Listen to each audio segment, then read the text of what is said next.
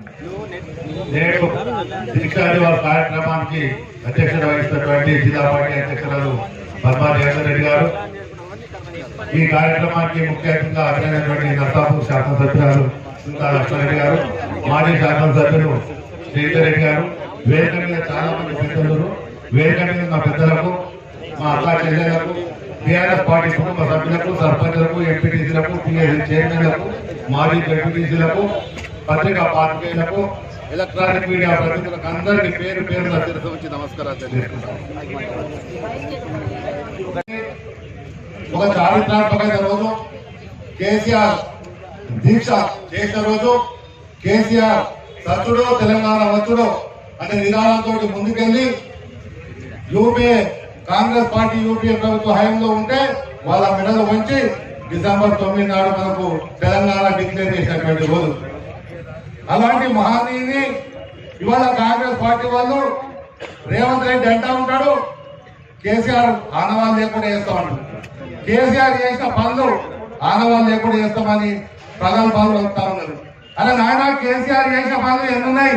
ఒకటా రెండా చెప్పుకుంటూ పోతే 10 ఉన్నాయి. అవన్నీ నామరూపాలు చేసేటువంటి మీతో కాదు. అటువంటి పనులు మీరు ముందు ముందు కూడా చేయలేరని చెప్పి కూడా నేను తెలియజేసుకుంటా ఉన్నా.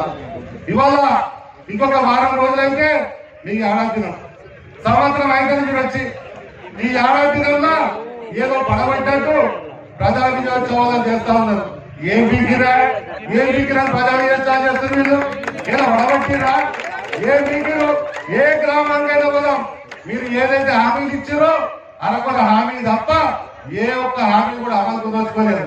అవసరమైతే ఏ గ్రామానికైనా మేము మెదక్ నుంచి ఛాలెంజ్ చేస్తా ఉన్నాం, ఏ గ్రామానికైనా పోదాం, ఏ గ్రామానికైనా ఎంక్వైరీ చేద్దాం.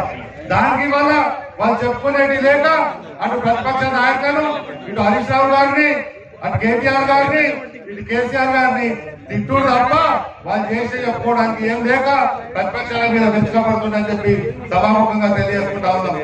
ఇంకేదో ఉద్ధరించాడు, రేపటి నుంచి రైతు పండుగ 3 రోజులు రైతు పండుగ చేస్తామన్నారు. రైతు పండుగలు ఏ దాన్ని చేసేది రైతులు అంతైనా ముంచారు. ఇవాళ కనీసం పండించిన ధాన్యాన్ని కొనే దిక్కు లేదు.